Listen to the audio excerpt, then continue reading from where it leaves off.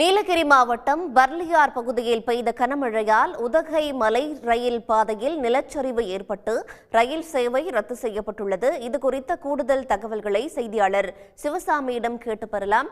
சிவசாமி, மீண்டும் எப்போது ரயில்வே சேவை சீராகும் என்று எதிர்பார்க்கப்படுகிறது? சேலம் தெற்கு ரயில்வே தரப்புல என்ன சொல்லப்பட்டிருக்கு?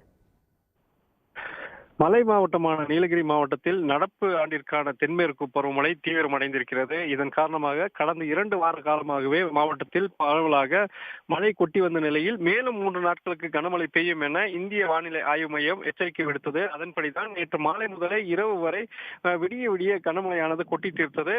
குறிப்பாக குன்னூர் மற்றும் அதனை சுற்றி இருக்கக்கூடிய பர்லியார் மலைப்பகுதியில் அதிகமான மழை பெய்த நிலையில் அந்த பர்லியார் அதாவது மேட்டுப்பாளையத்திலிருந்து குன்னூர் வரக்கூடிய மலை ரயில் தண்டவாளத்தில் நிலச்சரிவு ஏற்பட்டது.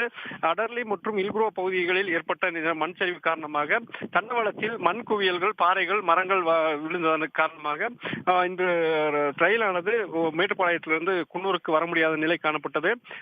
காலை இதனை அறியாமல் 252 பயணிகளுடன் மலை ரயிலானது குன்னூரை நோக்கி புறப்பட்டு வந்த போது அந்த நிலச்சரிவு ஆன பகுதிக்கு அருகே நிறுத்தப்பட்டு மீண்டும் திருப்பி மேட்டுப்பாளையத்திற்கு அனுப்பப்பட்டது.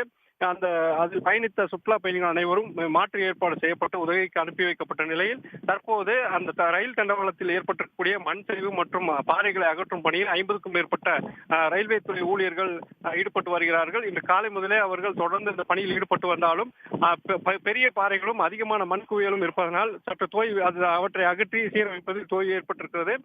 இதனை அடுத்துதான் இன்று மாலை வரை இந்த தண்டவாளத்தில் மண் சரிவு சீர் செய்யும் வரை ரயில் சேவையானது ரத்து செய்வதாக தென்னக ரயில்வே அறிவித்திருக்கிறது. இந்த பணி இன்று மாலை முடிந்தால் நாளை மீண்டும் ரயில் சேவை தொடங்கப்படும். ஆனால் இந்த பணியானது முடியாவிட்டால் நாளையும் ரத்து செய்வதற்கான வாய்ப்பு இருக்கிறது. இருப்பினும் அதை உடனுக்குடன் சீரமைத்து ரயில் சேவை தொடங்குவதற்கான பணியினை தென்னக ரயில்வே முடக்கிவிட்டிருக்கிறது. சன் நியூஸ் வாட்ஸ்அப் சேனலை ஃபாலோ செய்யுங்கள். QR கோடை ஸ்கேன் செய்து சன் நியூஸோடு இணைந்திருங்கள்.